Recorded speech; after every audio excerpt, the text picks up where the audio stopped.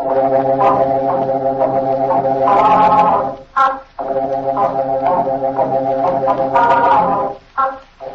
the most clever murderer is so busy counting his chickens, he is likely to leave the stable door unlocked, n'est-ce pas?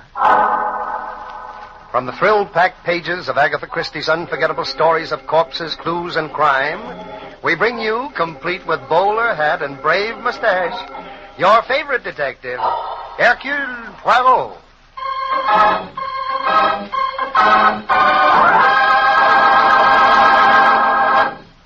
As our armies push ahead in Europe and the Pacific, the fighting grows more furious, and the number of men that need medical treatment thus grows in proportion.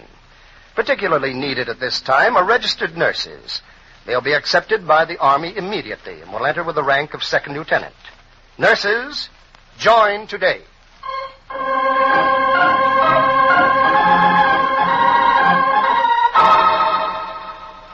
And now, America's favorite mystery writer, Agatha Christie, brings you her world-famous little Belgian detective, Hercule Poirot, in The Case of the Roving Corpse. Monsieur Parker! Parker, stop, please! Oh, it's you, Poirot. Thank heavens you're here. I'm terrified. You'd better do something quickly. Well, you overrate my exceptional gifts, mon ami. I can do nothing. Yet, but why did you disappear, you and Abigail, from the restaurant where we went so I could telephone with Inspector Stevens? Because I suddenly remembered something. Vraiment? Ah, good. Your memory is beginning to come back, perhaps, Parker? The amnesia wears off. No, Poirot. I can't remember back past this morning. Everything's still blank. Well, let us try again to help it. You do remember that this morning my secretary Abigail found you wandering in the park. You were dressed in clothes that obviously do not belong to you. You could remember nothing at all of your past, not even your name. So for the sake of convenience, we gave you the name of Parker. Yes, that's right. And then we tried to retrace my footsteps from where I first came to myself. Ah, bon. We arrived finally at the waterfront at a dock just around the corner from here. And you thought the place looked familiar. Can you remember why? No. There was just something about it that... And then we found that young woman's body. Ah, and by a strange coincidence, she also had no identifying marks of any kind. Obviously, they had been removed by the one who shot her. Do you think it might have been that young clerk from the express office nearby? Monsieur Fred Asher? Yes. It is possible. If you remember, he said he had never seen the young woman. Yet, I found his footprints in the ashes near her body. Eh bien, what was it you remembered then? Had you perhaps met this young Asher before? Oh, no, sir. All I remembered was the word toy. Oui. And it was tied up in some way with a large, shadowy building at the end of this street. Oh, this is all hopeless. I'll never find myself. Oh, you will please leave that to me. At the moment, I concern myself rather with finding my secretary, Abigail. Where is she? I don't know. You do not know, but you are together. Yes, but she left me to take a look down this street. Comment? You see, I got a feeling I'd been here before, and she wanted to check up. She just couldn't wait for you. And you permitted her to go alone? Yes. Oh, I guess I shouldn't have. Well, then I got worried and I went after her. But when I turned the corner, she was gone. Monsieur, you are quite sure you did not see her? You have not lost your memory again? No, I'm positive. Then perhaps you will explain the presence of that object in your hand. The object? Oh, the bag. Abby's bag. Oui, monsieur. Well, I was just going to show it to you. I picked it up on the sidewalk there. Sapristi, you pick up the pocketbook and you simply stand there and do nothing. Monsieur, this is too much. Come, you will show me precisely where you found it. All right. It was right here, in front of this dark building. Uh-huh. Mm-hmm. I'm afraid, Monsieur Poirot. I tell you, I'm afraid. There's something sinister here. Something that robbed me of my memory. Oh, mais regardez, Parker. It is merely a warehouse. And I cannot leave you here, and I cannot leave her there. We must enter. But Poirot... Have no fear, mon ami. You are with Hercule Poirot.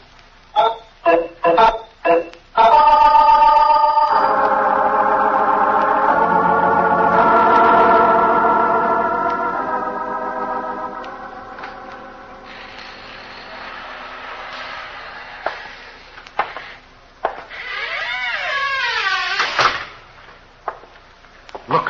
Where? That sign. Toys. Jolly Toys, second floor. I told you Oui, that sign interests me very much. You will observe that the other signs are covered with thick dust. But this one has only recently been wiped clean. Abby. Precisely. Please to squeeze the bell for the elevator, and let us hope we are not too late.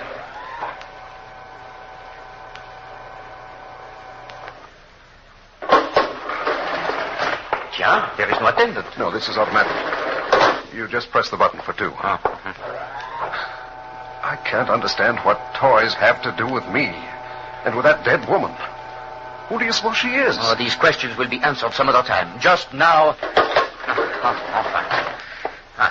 voila, at the end of the hall. Jolly toys. This place doesn't look jolly to me. Gives me the creeps. What?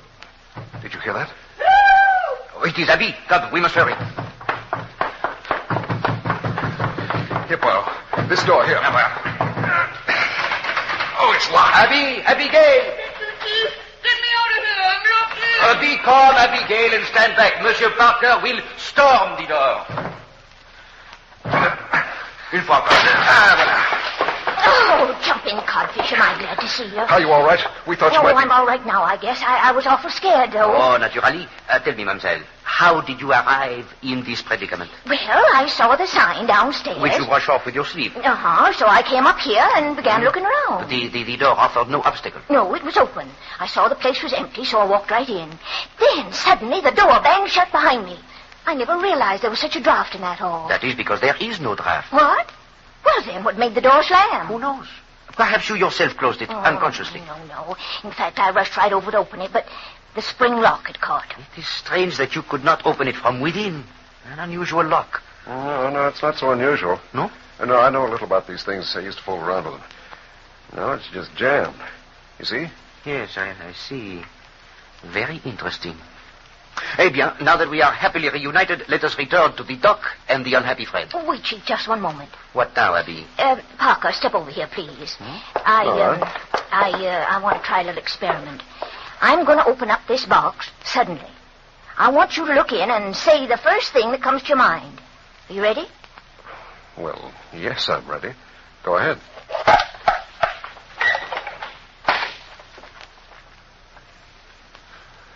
Susie. Susie? Who's she? Who's Susie? Well, I don't know. It just came to me when I looked at these dolls. Oh, are you sure? Doesn't it mean anything to you? Perhaps as a child you had a doll named Susie. Now, I don't quite see myself playing with a doll, do you? Oh, that, monsieur, would depend on the doll. Now, these dolls I find of extraordinary interest. I think they're ugly. True. They are not very attractive, but their construction. Ingenious, huh? The heads unscrew off. Well, I didn't notice. Of course not. That is your weakness. You do not observe the essentials. For example, you have no doubt overlooked another strange thing. What's that, Poirot? Well, is it not peculiar that in this, the establishment of the Jolly Toy Company, there should be so few toys, jolly or otherwise? Say, by George, that is queer. Well, maybe in those big cases. I do not think so. I have moved one or two. They are exceedingly light. Here, I'll take a look.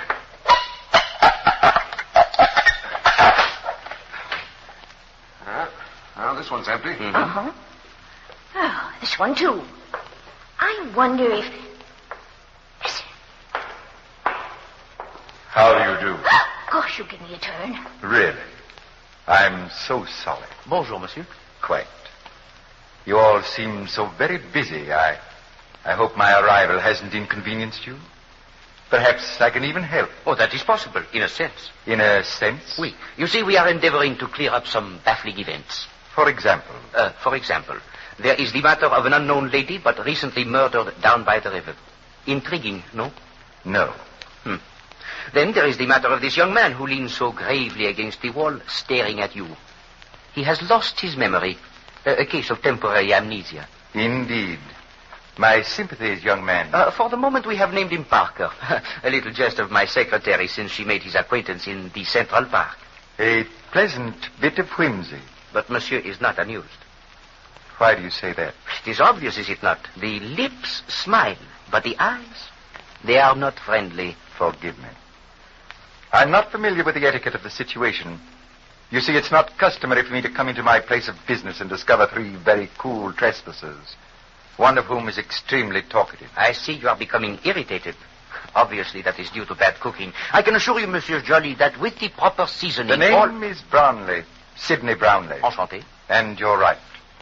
I am a little tired of the performance you're giving, With that ridiculous accent and the comic opera mustache? The accent, I assure you, is of the greatest authenticity, as are the mustaches. I present myself, Hercule Poirot. Charmed, I'm sure. Now, if you'll all What was that name? Hercule Poirot. You have perhaps encountered it? I've heard of you, of course. They say you're the greatest French detective the world's ever known. Oh, always people tell me that, but it is not quite true. I am Belgian, not French. Well, this puts a different complexion on the matter. Assuming, of course, you're here on legitimate business and not on some private skullduggery. Oh, have no fear, monsieur. We are here only in the interest of our unfortunate Parker. You see, Mr. Brownlee, Parker has the most persistent feeling that his past is somehow tied up with this place. Hmm? He's mistaken. Monsieur is quite certain? Quite. Turn your face toward me, Parker. That's it. Now, turn round slowly. You don't know me, do you? Sorry, old man. No, Poirot. I have never seen him before in my life. Well, that leaves us just where we were. I'd almost rather know I committed the murder myself than have this uncertainty. Well, I still say it's mighty funny. Parker came to this place like a homing pigeon, and he knew there were toys here. He didn't see that in any crystal ball. I'm sorry, I can't help you. We are all sorry. I regret, too, that we found it necessary to dismember this door. Had we but known that you were in the building... No, Poirot. It won't do. I was not in the building. I just came in. Ah, that is a pity. Alors, we will not disturb you further. Abby, Parky, let us march. We will leave Monsieur Brownlee here to amuse himself with his toys while we return to the corpse. Must we, Chief? Well, of course, if Parker is the murderer after all, Inspector Stevens would like to meet him. Do you really think that I might... Wait. Monsieur Chauffeur appears to be having the difficulty starting the engine. Hardly. I came here on foot. So? Then who may that be? Chief, that window faces front. Allons voir. It's a big black car. Ah, c'est dommage. I should have liked to converse with that person. Well, some other time, perhaps. But at the moment, allons. I'll take you out to the elevator. Monsieur is too kind. Not at all. I shouldn't like to see anything else happen to you. Here we are. Abby, shouldn't the elevator be up here? What? I mean, no one has gone down that we know of. Very good, Parker. Very good indeed. I, too, was wondering. Step right in, folks, and... Oh, there's a lady sitting there. Good Lord. She's dead. She is still dead. Do you not recognize her? Oh, jumping codfish. It's the corpse we found at the wharf.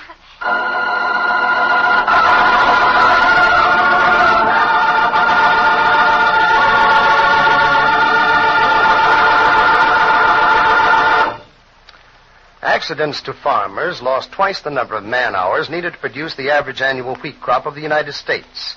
And therefore, accidents on the home front must be sharply reduced. And yet in the first half of 1944, traffic accidents had gone up 10% over the last year. Remember your ABCs. Always be careful.